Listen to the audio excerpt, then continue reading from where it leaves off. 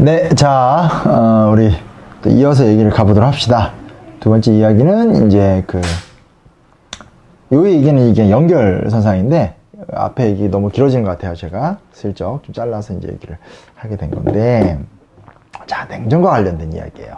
이 얘기는 이것도 좀 얘기는 길게 하지 않고 단순하게 할게요. 왜냐면 주제가 반복되는 거여서. 자, 그런 식으로 우리가 지금 지난 시간, 이번 시간 제국주의에 대한 이야기, 제국주의의 파생적 결과인 세계대전에 대한 이야기를 했어요. 자, 이런 식의 관점을 보면 그 이후의 역사가 어떻게 변동되는지에 대한 그림을 알 수 있고, 더 추론하면 오늘날 한국이 어떤 위치에 있는지도 알 수 있게 되는 거예요. 자, 2차 세계대전에서 독일이 패망을 했잖아요. 그렇죠? 그래서 패망을 했어요. 근데 1차 세계대전과 2차 세계대전을 통해서 이제 굉장히 좀 중요한 변화가 생겼어요. 그 변화가 뭐냐면, 영국과 프랑스의 시대가 끝나고 미국과 소련이 부상했다는 거예요. 근데 여기서 중요한 건 소련은 공산주의라는 다른 이념을 갖고 있는 나라예요. 미국은 이제 민주주의와 자본주의 국가가 되는 거고, 자, 이제 그런 상황들이 되는 상태가 되는데, 2차 세계대전 당시에는 파시즘 국가들인 독일과 오스트리아와 그리고 어디죠? 일본하고 전쟁을 하느라 미국과 소련이 같은 편이었어요. 근데 이제 결국은 패망을 한 거죠. 이 추축국들, 히틀러가 이끄는, 오스트리아가 아니라 이탈리아죠. 그죠? 패망을 해요. 패망을 하니까 자연스럽게 경쟁 구조 자체가 미국 대 소련의 경쟁 구도로 가게 되는 거예요. 지금 보시면 이 독일이란 말이에요. 독일이라는 나라를 서독과 동독으로 쪼갰고, 동유럽의 국가들은 공산화가 되는 거죠. 철회장막이라 불렀었는데, 지금 보이듯이 소련은 소련대로 자국의 영향력을 유지하기 위해서 주변 동유럽 국가들을 종속화시키고 공산화시키는 과정들을 살펴볼 수 있게 되는 거고, 반대편은 미국도 똑같아요. 미국도 공산주의의 물결, 공산주의는 가난을 먹고 자란다, 가난을 해결할 수 있는 길은 돈이다 라고 하면서 엄청난 자금, 마셜 플랜이라고 하죠. 여기 나오지만 총 106억 달러를 16개국에 원조를 하는 기관들, 엄청난 경제적 투자를 통해서 서유럽 경제를 단순히 부흥을 시켜버려요. 그러면서 소위 말하는 냉전의 경계선이라는 게 딱 만들어지게 되는 거죠. 자, 그럼 이제 냉전 속 열전이라는 말을 쓰게 되는데, 이쪽은 이렇게 되는 거고, 아시아 쪽에서는 소련 이후에 중국이 공산화가 되죠. 북한도 공산화가 되죠. 일본이나 타이완이나 동남아시아 국가들은 또 아니죠. 우리나라는 분단 체제가 되는 거고, 이런 식으로 또 유럽과 똑같이 우리도 경계선이 만들어지게 되는 거예요. 그러면 자본주의 진영과 공산주의 진영, 사회주의 진영과 자유민주주의 진영, 이 양대 진영이라는 것의 싸움 속에서 미국과 소련이 섣불리 서로를 공격하지 못해요. 왜냐면 이 두 나라는 핵을 갖고 있고, 핵전쟁의 파국이 어떤지를 알고 있고, 또 이 두 나라는 불과 얼마 전까지 2차 세계대전을 겪었었기 때문에 전쟁의 참화가 얼마나 심각한 걸 알고 있어요. 근데 문제는 뭐냐면, 여기 새로운 변인이 하나 생겨요. 새로운 변인이 뭐냐면, 제국주의 체제가 붕괴가 된 거죠. 영국과 프랑스가 예전 같지 않아요. 그러다 보니까 예를 들면 우리나라는 약간 다른 케이스지만, 우리는 이제 일본이 패망하면서 독립을 하되 분단이 되면서 이념 갈등으로 곧장 들어가면서 한국전쟁이 터지게 된 거고, 베트남 같은 나라들 같은 경우는 실제로 프랑스가 힘이 빠지니까 프랑스를 몰아내는 독립전쟁을 벌이고, 그 독립전쟁을 벌이는 과정 속에서 미국이 그걸 막으니까 이 사람들이 공산화가 되어가는 모습들이 나타나게 되는 거고, 알제리도 비슷한 경우로 이제 독립을 하게 되고. 지금 무슨 얘기냐면, 1차 세계대전과 2차 세계대전의 직접적 결과는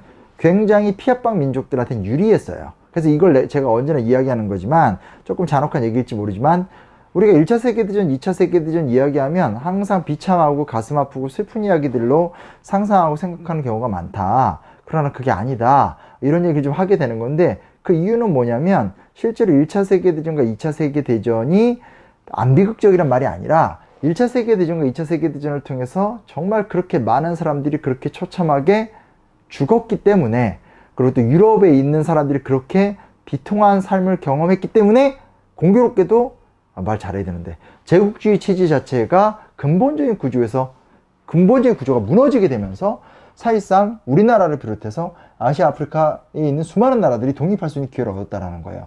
물론 쉽게 독립하지 못했어요. 우리나라는 오히려 쉽게 독립한 편이 돼버린 거죠. 왜냐면 일본이 패망하면서 이 카이로 회담에 어떤 독립 명문이 들어가면서 독립을 하게 된 건데, 베트남이라든지 아프리카 이런 나라들은 엄청난 제국주의 국가와의 전쟁을 벌이면서 독립을 했거든요. 알제리 같은 나라들. 어찌됐건, 근데 이제 문제 뭐냐? 그리고 나서 소위 말하는 그러니까 두 가지 현상인 거죠. 하나는 영국, 프랑스 등의 구제국주의 질서를 해치하는 과정 속에서의 해방전쟁이라는 것이 피아방 민족들한테 있었다라는 것들. 민족주의가 대두가 되는 거고. 또 하나는 뭐가 있는 거냐면, 또 하나는 이제 미국과 소련이 대립하는 가운데서 이념 갈등이 심해지면서 그 촉발이 정작 미국과 소련은 싸우지 않고 주변 국가들 속에서 이제 벌어진다는 거예요. 자, 그래서 이제 아무튼 냉전 속의 열전이라는 구조에 대해서도 슬그머니 쭉 보면 될 것 같고요. 그 다음은 이제, 이제 이 냉전 속의 열전이라는 과정 속에서 동아시아 쪽에 굳이 와서 얘기를 해보게 되면, 지금 나오듯이 중국이 공산화가 됐다라는 거거든요. 되게 중요한 문제예요. 그러니까 중국이 공산화가 됐다. 중국이란 나라가 공산국가가 되었다라는 개념은 단순하게 어떤 나라 하나가 공산화가 됐다라고 하기에는 굉장히 큰, 사실상 동아시아의 절반이거든요. 하나의 문명권인 거고, 인구든 규모도 굉장히 크죠. 근데 이 큰 나라가 공산화가 딱 된 거예요. 그래서 공산화가, 보세요.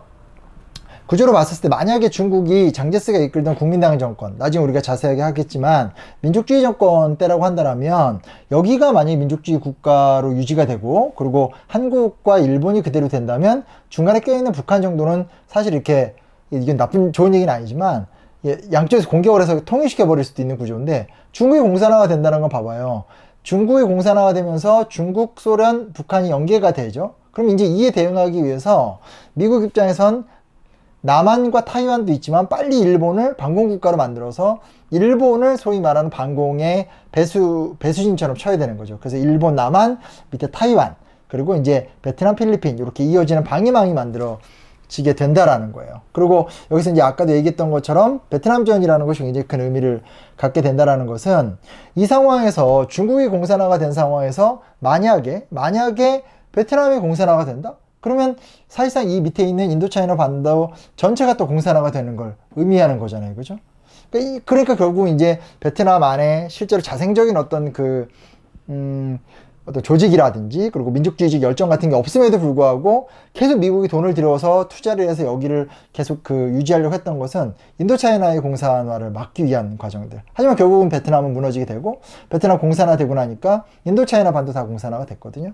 그래서 동아시아의 냉전은, 그러니까 어떻게 보면 뭐라고 할 수 있을까요? 그러니까 유럽에서의 냉전이라는 것은, 그러니까 2차 세계대전이 끝나고 주축국 세력이 무너진 다음에 유럽에서의 냉전이라는 것은 소련과 미국, 즉 동유럽과 서유럽이라는 긴장 상태의 선이 굉장히 안정적으로 유지가 되어 있는 상황, 그리고 또 그 안에서 소련, 서독, 프랑스, 영국 같은 강대국들이 지금 같이 공존하기 때문에 굉장히 좀 조심스러울 수밖에 없는 상황이라면, 그에 비해서 이제 동아시아라는 것은 원래 굉장히 힘들고 어렵던 나라, 이런 나라들이 이제 2차 세계대전 이후에 독립을 하면서 그 과정 속에서 겪게 되는 격변들이 이제 일어나니까 아무래도 동아시아 쪽에서 열전이 굉장히 컸다라고 좀 할 수밖에 없겠죠. 그래서 그런 측면들, 그리고 우리가 왜 일본은 반성하지 않느냐, 독일과 왜 다르냐, 이제 그 배경에 우리가 이제 좀 중요하게 볼 수 있는 게, 일본이라는 나라가 이제 결국 뭐 반성하고 그럴 여유가 없는 거죠. 바로 당연히 자연스럽게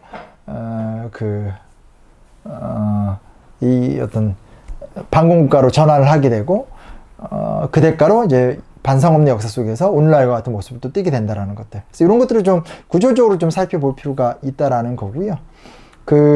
여기 나와 있듯이 밑에 이렇게, 이건 사실 이 지도 자체는 이제 그냥 제가 하고 싶은 얘기를 위해서 갖고 오지만, 원래 지도 자체는 이제 뭐 동아시아 주요 영토 분쟁 지역이라고 써놨는데, 사실 이 영토 분쟁은 그렇게 중요한 건 아니에요. 그러니까 인류가 지구의 구석구석을 다 관리하게 되면서 그동안은 싸울 일이 없던 곳을 갖다가 지배권이 애매한 걸 두고 자기들끼리 싸우는 거거든요. 그러니까 이런 것들이 중요한 것이 아니라 근본적인 구조를 좀 우리가 살펴볼 필요가 있다라는 거죠.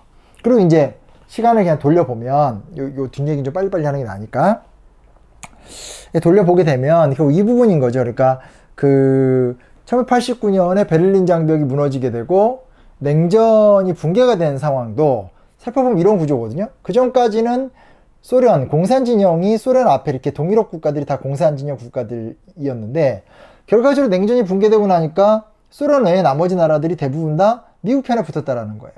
그러니까 이게 냉전 붕괴 이후의 세계라는 것이 무슨 공산권이 무너진 다음에 모두가 다 행복하고 평안한 세대 뭐 이렇게 간 것이 아니라 결국 미국 주도의 세계 패권이 강화가 되는 거죠. 그러니까 이 상황을 러시아 입장에서 생각을 하게 되면, 러시아란 나라가 미국 밑에 들어갈 수 있는 나라도 아니고 어제까지 핵경쟁을 펼치던 나라고 광대한 영토, 막강한 군사력, 그리고 엄청난 자원 이런 걸 갖고 있기 때문에 러시아는 고분고분하게 미국의 동맹국이 될 생각이 없단 말이에요. 근데 현실적으로 봤을 때 지금 이 지도를 보면 동유럽이라는 방어선이 다 무너진 상태이기 때문에 러시아 입장에선 냉전 붕괴 이후에 굉장히 위축이 될 수밖에 없는 상황이고, 이거를 극복해내려면 결국 이제 또 다른 형태의 동맹이 필요한 건데, 자 여기 재밌는 게 한편에서 바로 이 주제가 최근에 등장하고 있는 거죠.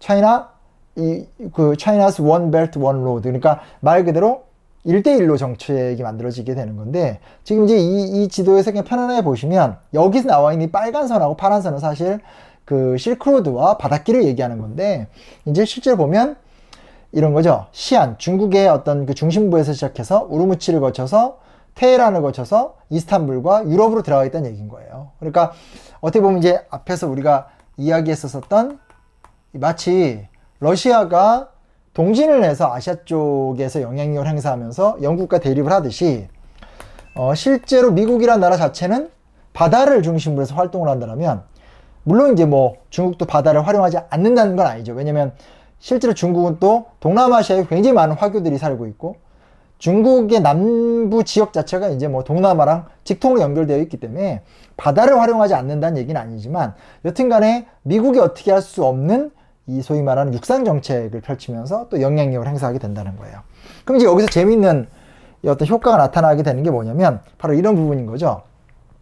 러시아랑 중국이 이해관계가 맞아들 수밖에 없는 거예요. 그러니까 앞에서도 보면 슬쩍 넘어갔지만 베트남전 당시에는 베트남의 지도자가 호찌민이고 주로 공산권이니까 이 공산권 지도자들이 이 베트남을 통일하고 베트남을 공산화시키면서 주변 지역을 공산화시키는 게 목표였는데, 문제는 지금 완전히 바뀌었거든요. 중국의 주변 국가들 중에 중국과 그렇게 사이좋은 나라들이 많지 않아요. 그러다 보니까 이제 베트남도 자국의 주권을 지켜내고 뭔가 유리하게 하기 위해서 그렇게 치열하게 싸웠었던 우리나라나 미국을 끌어들여서 지금 다시 또 베트남이 중국을 견제하면서 성장하려고 하고 있거든요.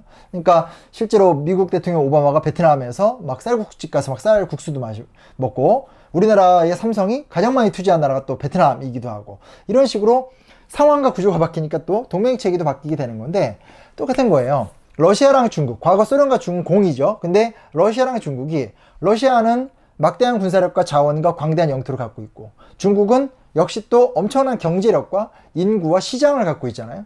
이 두 나라가 서로 연대를 하게 되는 거죠. 근데 이 두 나라가 연대를 하게 된다는 것은 미국 입장에서 굉장히 곤란한 주제일 수밖에 없어요. 그러니까 이 지도에 나온 것처럼 미국은 러시아, 중국의 긴밀한 관계를 대응하기 위해서 일본, 한국, 오키나와, 타이완, 필리핀, 태국, 싱가포르, 그리고 인도, 그리고 이제 여러 중동 지역 국가들과의 관계를 유지하면서 소위 말하는 포위 전략을 펼치게 되는 과정으로 가게 된다는 거죠. 그래서 여기까지 이제 얘기를 해야 되는데, 그래서 이제 말씀을 제가 드리고 싶은 게 뭐냐면 바로 이러한 부분이 역사 속에서 되게 중요하다. 지난 시간에 어떤 영국의 그 제국으로서의 어떤 행태와 모습들에 대해서 막 이야기를 했었잖아요. 그렇죠? 영국은 바다를 이용했고 새로운 형태의 어떤 방법들을 취했다면 러시아는 또 육로를 이용했다라는 것들. 근데 이제 제가 뭐 이렇게 얘기하면서 계속 어떤 지리적 상상력 같은 것들을 얘기를 했었지만, 시대에 따라서 이슈는 바뀌어요. 그것이 히틀러를 중심으로 한 추축국가의 싸움이냐, 아니면 이제 여기 나오듯이 냉전의 시대냐, 냉전은 해체가 됐는데 새롭게 떠오르는 G2 간의 갈등이냐로 주제는 바뀌는데, 그 주제의 갈등 속에서 결국은 새로운 형태의 지역에 기반한 동맹체제, 견제체제 같은 것들도 형성이 된다라는 것들, 이런 것들도 우리가 좀 같이 살펴보면 좋을 것 같아요. 그래서 원래 얘기했듯이 이 강좌, 요 주제의 포커스라는 것은, 핵심이라는 것은 결국은 제국주의란 무엇인가라는 질문을 좀 이해를 시키고 싶었고, 그 제국주의라는 것이 원래 존재했었던 정복국가와는 다른 논쟁, 그러니까 다른 목표로 진행됐었다라는 것들, 그리고 제가 요 바로 앞 시간에 얘기를 했듯이 그 과정의 규정을 깼었던 것이 이제 독일이었고, 그 과정 속에서 전쟁의 과정 속에서 전혀 다른 형태의 총력전 체제가 만들어졌다라는 것들, 이런 것들에 대해서 우리가 좀 같이 볼 필요가 있고, 뒤에 요 이야기들은 이제 그런 것이 끝난 것이 아니라 냉전의 구조 속에선 유럽과 동아시아가 또 최근에 와서 또 다른 형태의 갈등들이 벌어지고 있는 것, 즉 과거의 제국주의 시대는 끝났지만 새로운 형태의 신제국주의와 신제국주의적 갈등이 진행되고 있다. 그럼 신제국주의적 갈등이 뭐냐라는 조금 더 깊이 있는 문제는 나중에 미국사를 우리가 좀 자세하게 할 때가 있어요. 그때 가서 제가 얘기를 해드리도록 할게요. 대충 여기까지는 이해가 됐죠? 일단은 얘기를 여기까지 하고 끝내고, 이게 원래는 이제 딱 이제 좀 이렇게 제국주의 딱 끝내고 이렇게 그 다음 이제 뭐 파시즘 이렇게 가면 좋은데, 일단 여기까지 끝내고 그 다음 이어서 자 다음 주제로 넘어가서 얘기를 해보도록 할게요. 자, 일단 주제는 폭력이라는 주제로 삼아봤습니다. 폭력이라는 주제는 다소 약간 어색한 주제긴 한데 쉽게 말하면 히틀러나 스탈린 얘기를 해보려고 하는 거예요. 잘 아시다시피 히틀러 하면 유태인 800만 명을 죽였어요. 왜 죽였냐? 반유대주의. 그 이상 우리가 깊이 있게 얘기를 잘 못하죠. 잘 모르니까.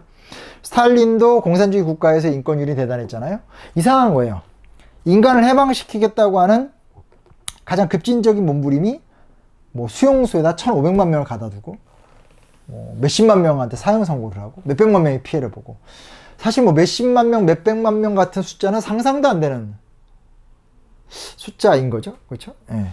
하여튼 그 왜 이런 일이 일어났나. 근데 그 이야기를 이렇게 크게 보지 않고 좀 작게 이렇게 좀 들여와서 생각을 해본다라면, 국가폭력 같은 것들. 그러니까 왜 국가는 국민들을 대상으로 인권유린을 하는가? 뭐 대를 위해서 소를 희생해라?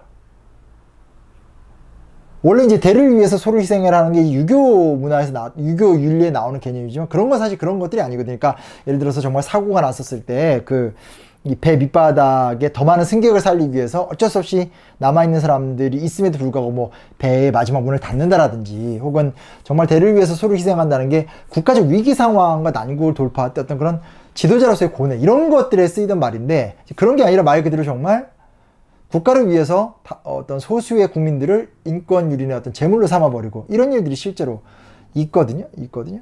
그래서 이제 그런 것들이 이제 좀 기원을 좀 탐독해 보려고 좀 이 얘기를 준비해 봤는데, 일단은 이제 차분차분 처음부터 얘기를 나눠가 보도록 합시다.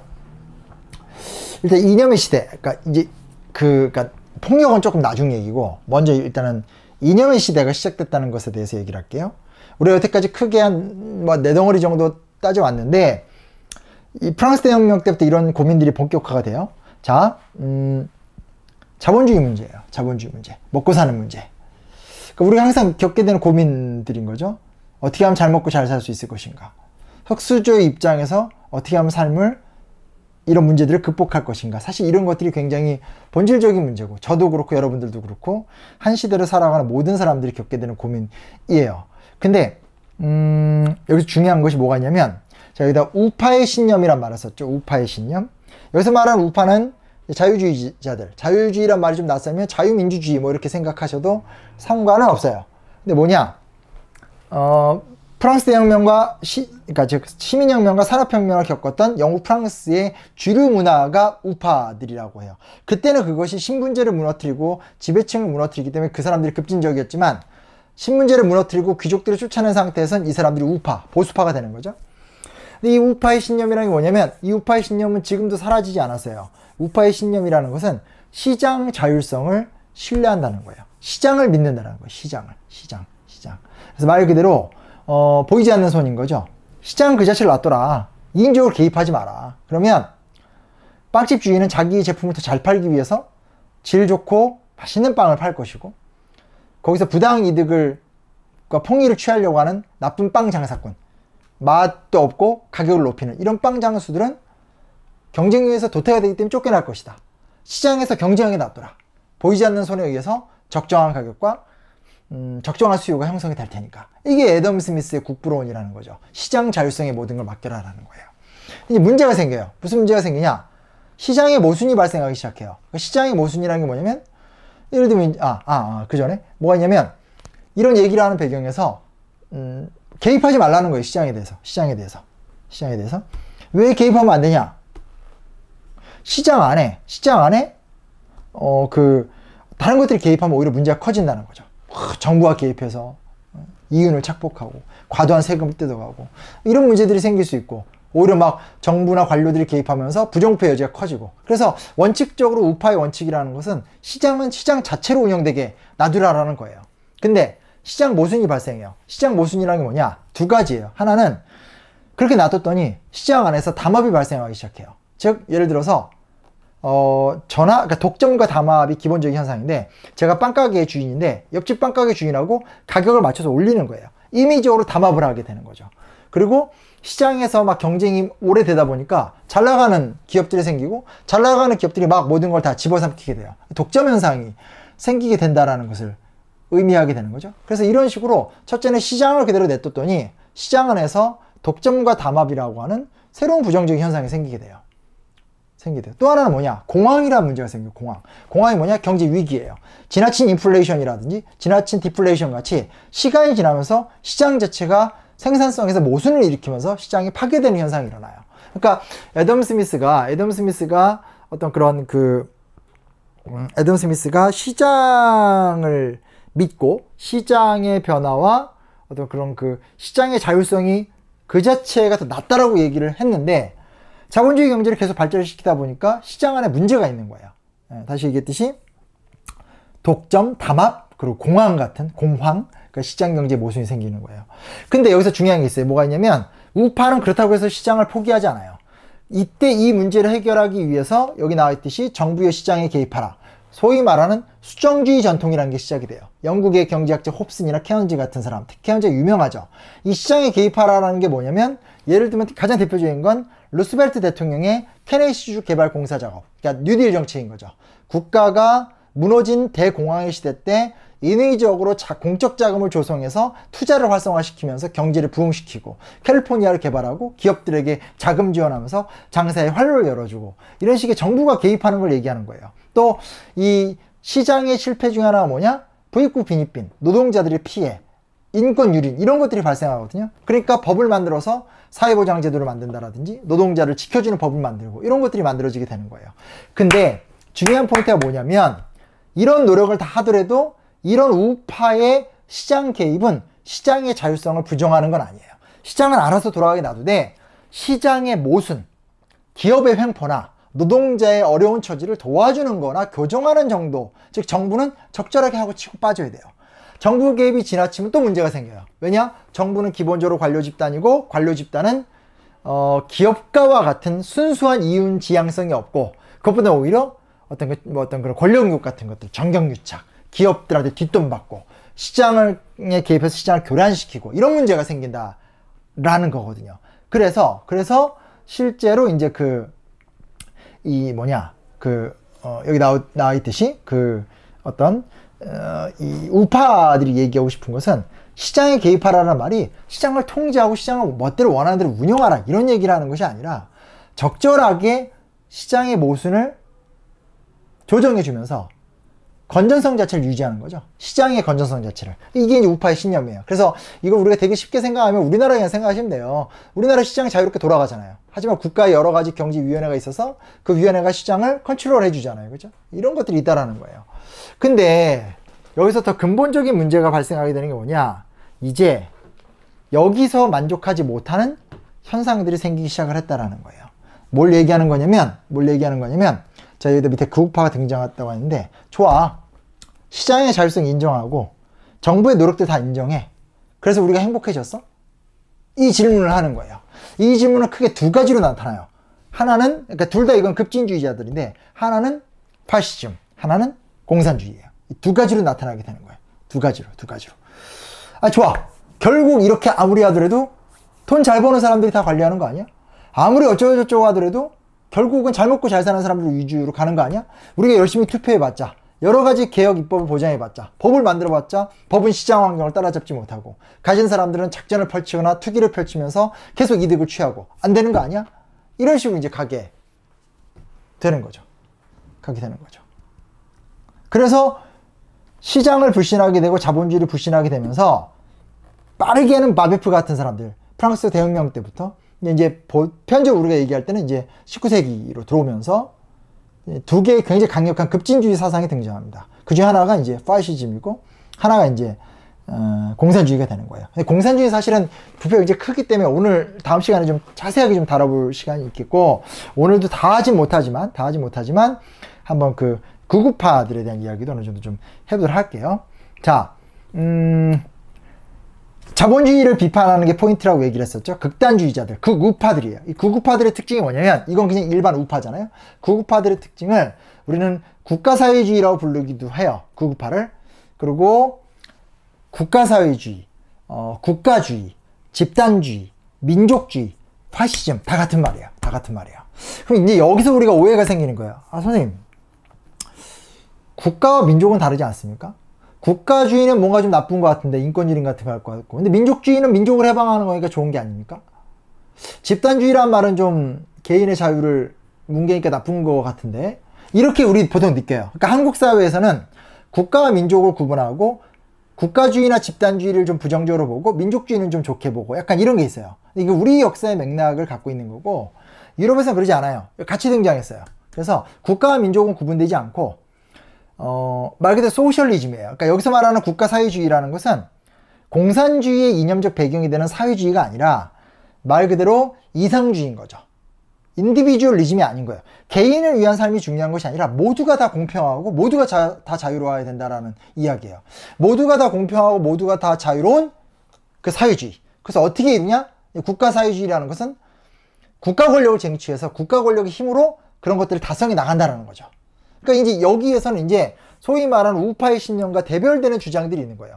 우파의 신념이라는 것은 개인을 중심으로 해서 시장에서의 경쟁을 인정하고 시장에서의 불평등, 결과의 불평등을 받아들이라는 주장이라면, 이 소셜리즘, 그러니까 그 국가사회주의의 핵심이 뭐냐면 이걸 다 부정하는 거죠. 중요한 것은 개인이 아니라 국가, 민족 전체인 거고, 국가, 민족 전체가 풍요롭게 살기 위해서는, 모두가 자유롭고 평등하려면 국가 권력이 자본주의를 배격하면서 새로운 형태의 시장 경제를 창출해야 된다. 라는 것들. 근데 그 용어가 이제 국가사회주의를 표현이 되기도 하고, 민족주의를 표현이 되기도 하고, 우리나라 말로 번역한다면, 그리고 국가주의를 표현되기도 하고, 파시즘으로 표현되기도 하지만 사실 같은 말이다라는 거예요. 그런 거에 대한 감각을 가질 필요가 있는 거죠. 그럼 나치즘은 뭐냐? 여기에다가 이제 인종주의를 더하면 돼요. 유태인을 싫어하는 거, 유태인을 몰아내야지만 이런 이상사회가 도래한다라는 생각들. 그래서 이제 어떤 이런 태도 속에서 자본주의를 비판하는 모습들이 등장했다라는 것들, 이걸 좀 기억하는 게 중요하다라는 거 좀 봐두시면 좋을 것 같아요. 정말 제가 뭔 말인지 이해는 되시죠, 그죠? 그래서 그런 거를 좀 보면 좋지 않을까 생각을 하게 되고요. 근데 이제 이렇게까지만 하면 얼추 오케이. 그러니까 결국 이제 극우파들끼리 모여서 국가 권력을 쟁취해서 그 국가의 힘을 통해서 전체 민족의 평등과 자유를 촉진한다, 이렇게 쉽게 생각할 수 있죠. 근데 이제 문제는 이게 말로는 되게 아름다운 이야기인데 디테일하게 들어갔을 때 이제 문제가 생기게 되는데, 일단 이 극우파들의 특징은 지금 말한 건 그냥 방향이에요. 방향. 이런 태도. 자본주의를 경멸하고 자유주의자들을 싫어하고 기존의 우파의 논리를 싫어하면서 극우적으로 가는 건데, 현실적으로 이 사람들이 갖고 있는 정치 문화의 특징이 뭐가 있냐면, 현실적으로 갖고 있는 정치 문화의 특징이라는 것은 감정의 정치예요. 이 사람들은 감정이 되게 중요해요. 첫째, 부르주아 정치에 대해서 경멸해요. 이게 부르주아 정치가 우파 정치예요. 잘 사는 사람들끼리 모여가지고 지들끼리 앞으로는 정치인, 뒤로는 기업가 하면서 다 지들끼리 먹고 사는 더러운 세상. 저것들 어떻게 돼? 척결시켜버려야 돼. 혹은 척결까지 안 시키더라도 저것들을 고분고분하게 관리해야 돼. 이런 생각을 하게 되는 거고요. 그리고 좌파에 대한 반감. 또 이 사람들은 웃긴 게 좌파들은 또 싫어해요. 공산주의 싫어한다는 얘기예요. 저것들 무슨 계급을 얘기하고 인민의 해방을 이야기하고 하는데, 결국은 니네 계급 해방 얘기하고 인민 해방 얘기하는 거, 이것도 또 다른 극단주의야. 계급을 통해. 그러면 어느 정도 살아가는 중산층이나 좀 잘 사는 사람들 다 죽여버리자는 얘기야? 이렇게 되는 거예요. 그러니까 본인들도 사실 좀 급진적인데, 똑같이 또 다른 극진주의자들은 너무너무 싫어해요. 그래서 이 극우파들은 극좌파나 사회주의자들을 굉장히 싫어해요. 그리고 이게 열정적 민족주의인 거죠. 열정적 민족주의. 근데 뒤에 나와서 얘기하겠지만, 사회주의자들이 계급혁명을 얘기하고 플로레타리아, 노동자, 농민들을 예찬할 때 그들은 민족을 예찬하는 거예요. 우리 위대한 아리안족들이요. 그런 거 있잖아요. 우리 위대한 독일인들이요. 우리 위대한 로마의 후예들이요. 이런 식으로. 것들. 사실 우리도 조심해야 돼요. 이 얘기 듣다 보면 좀 이제 친구들이 그래요. 선생님, 우리나라도 좀 비슷한 부분이 있는 것 같은데요? 맞아요. 예, 우리나라는, 근데 대신 우리나라는 그런 걸로 이제 침략적 민족주의를 안 했을 뿐인 거고, 우리는 생존형 민족주의니까 조금 포인트는 다르지만, 여튼 비슷한 유사한 감정이 있는 거예요. 그리고 지금 보여주는 중국의 어떤 그런 대국 굴기 스타일이나 일본의 어떤 그런 역사 부정론도 사실은 다 이 열정적이고 지나친 민족주의에 다 기인하고 있어요. 그래서 사실 서양사학계에서의 화두는 민족주의 자체를 굉장히 부정적으로 보죠. 무조건 부정적으로, 굉장히 부정적으로 보죠. 근데 이게 뭐 부정적으로 본다고 해서 민족주의가 쉽게 사라질 문제는 아닌데, 여튼 이제 이런 특징을 갖고 있어요. 그리고 여기서 가장 큰 문제가 폭력선호 사상, 테러를 추앙하는 거죠. 그러니까 꼭 테러를 추앙한다는 게 테러리즘을 얘기한다기보단 막 군복 입고 자기들끼리 똘똘 뭉치고, 그리고 막 유태인 가게 들어가서 다 물건 부시고, 원한다 하면 상황에 따라서 테러도 할 수 있고, 집단적인 어떤 그런 폭력적 혁명을 시도할 수도 있고, 이런 것들이 드러나요. 그래서 이 극우파가 갖고 있는 굉장히 위험한 게 뭐냐면, 이 극우파는 그냥 포괄적이고 원론적인 측면에선 그냥 일반적인 급진주의자랑 별 차이는 없어요. 자본주의 한계를 비판하고 모두가 잘 되길 원한다는 것은 똑같은 거예요. 다만 방법론에서 사회주의자들이 계급혁명을 이야기한다면, 이 민족주의자들과 이 국가사회주의자들은 국가 권력을 쟁취해서 국가를 통해서 사회주의적 이상을 달성하고 싶어 한다는 거. 그러니까 원론적인 측면에서는 되게 좋은 얘기예요. 근데 이들이 갖고 있는 실질적인 정치 문화, 실질적으로 이 사람들이 어떤 행태를 보이냐가 굉장히 위험하다는 거죠. 경멸하고 반감을 갖고 있고, 즉 자기들 빼놓고 다 틀렸고, 그리고 막 근거 없는 예찬, 위대한 민족, 야 우리가 한때는 뭐 대륙을 호령했다, 한때는 일본도 우리 땅이다, 한때는 중국도 우리 땅이다, 뭐 이런 식의, 우리도 그런 거 있잖아요. 뭐 하여튼 그런 것들, 그러면서 원하면 저것들 제거해. 그러니까 기존의 우파 정치인들이나 우파가 만들어 놓은 민주주의적 질서, 합리적 질서를 굉장히 부정적으로 보면서 그걸 또 파괴하려는 시도를 하게 되는 거죠. 그다음에 나중에 가다 보면 이게 이제 극단화가 되면서 등장했던 게 하나가 뭐냐면 이제 반유대주의, 호전적 민족주의, 이런 것들로 이제 등장을 하게 된다는 거예요. 반유대주의는 뭐냐? 유태인들을 인류의 악으로 보는 거죠. 저것들을 제거해야 된다. 근데 이 반유대주의는 애초에 파시즘, 국가사회주의는 아니에요. 여기에 독일에서 특유의, 이건 나중에 이제 혐오 개념하고 또 연결되고 그것도 뒤에서 말씀드리겠지만, 여튼 간에 이 반유대주의는 히틀러 같은 사람에 의해서 파시즘에 이제 덧붙여지는 거죠. 근데 이게 왜 덧붙여지냐? 봐봐요. 무언가를 경멸할 때 제일 좋은 경멸 방법이 뭐냐면 사회적 소수자들이에요. 그것이 동성애자가 됐든, 그것이 여성이 됐든, 그것이 남성이 됐든, 어떤 것이 됐든 간에, 또, 여성, 남성, 소수자, 이거 너무 크네, 단위가. 근데 뭐, 아니면 뭐, 제일교포가 됐든, 뭐 이런 거 있잖아요. 그죠? 그것이 뭐 조선인이 됐든, 이런 식으로 어떤 형태로든지 사회적으로 약한 집단을 타겟을 찝어서 그들을 막 비판하고 모욕을 주고 무시하면 우리의 단합심이 커지게 되는 거거든요. 그러면 그게 이제 하나의 폭력 집단화가 되는 거죠. 그게 자연스럽게 반유대주의 같은 것들, 반유대주의가 없더라도 이건 기능은 해요. 호전적 민족주의로 발전하게 되는 거죠. 그러니까 이 결과가 뭐냐? 제가 이제 앞에서 얘기했던 제국주의의 논법에서의 구조적 문제가 세계대전으로 흘러가는 것이 한 축이라면, 특히 2차 세계대전 당시에는 경제적 위기에 빠진 나라들이 이 파시즘을 선호하면서, 왜냐면 대량 실업이 일어나면서 대다수의 사람들이 일자리가 없고 대다수의 사람들이 경제적으로 몰락하게 되니까 그 사람들을 선동해서 어떤 그런 권력을 탈취하고 그 힘으로 전쟁을 일으키고 이렇게 가게 되기 때문에 결국 이제 호전적인 민족주의로 자멸을 하고 말았다라는 겁니다. 그래서 사실 이게 이제 여기서 얘기가 끝난 게 아니고, 오늘은 이 얘기를 다 못하는데 다음 시간에 얘기를 하겠지만 실제로 보면 우리나라나 한중일의 유사성으로 접근해 볼 필요가 있는 거예요. 그러니까 보면 우리는 우리 입장에서 맨날 저 일본 애들이 이상한 소리 한다, 중국 애들이 이상한 소리 한다라고 하지만, 또 반대편에서 보면 우리는 어떤가? 우리도 사실은 굉장히 호전적이거든요. 한민족이 위대하고, 우리가 일본 애들 다 키웠고, 중국에서 영향받은 건 하나도 없고, 뭐 그런 거 있잖아요. 그렇죠? 다 우리 땅이었고, 뭐 이런 식이에요. 그러니까 이게 한중일 같은 경우는 사실 서로 욕하면서 서로 똑같은 짓을 하고 있거든요. 다행히 이게 뭐 한중일이 지금 이런 식의 극우파나 극단주의자들이 권력을 장악하고 있고 그러진 않잖아요. 그렇죠? 그렇긴 하지만 언제든지 어떤 형태로든지 문제는 좀 발발할 수 있는 거고, 유사한 부분들, 너무나 지나칠 정도로 자민족 우월주의, 그리고 가까이 있는 나라에 대해서도 전혀 이해하지 못하고 공감하지 못하고, 이런 부분에 대해서 우리가 이것저것 좀 생각할 필요는 있습니다. 그러나 오늘 우리는 이번 학기 수업은 한국사를 중심으로 가는 것이 아니라 역사란 무엇인가, 인류 역사 본원의 문제, 특히 서양인들에 의해서 제기된 그 문제가 어떻게 파급효과를 줬는지를 우리가 생각해 봐야 되기 때문에 그 위주로 지금 얘기를 하고 있는 거긴 한데, 여튼간에 지금 보시면 이 극우파가 등장하다라는 부분들은 오늘날 우리에게 굉장히 익숙한 자유민주주의, 자본주의 경제에 대한 엄청난 불만, 문제의식이 급진적 폭력으로 변질이 된 과정을 갖다라는 것 정도를 기억하면 될 것 같아요. 사실 이제 뒤에 막 얘기가 있는데 이 얘기를 다 하다간 우리 모두가 지쳐 쓰러질 것 같아요. 그래서 오늘 여기까지 하고, 하다 보니까 이번 주나 지난주가 조금 짧게 수업이 끊어진 것 같아서 다음 주 수업은 조금 길어지지 않을까. 뭐 1, 20분 차이긴 하지만 조금 그건 감내해 주도록 하고요. 자, 레포트 열심히 쓰세요. 고생했어요. 우리 다음 주에 만나요.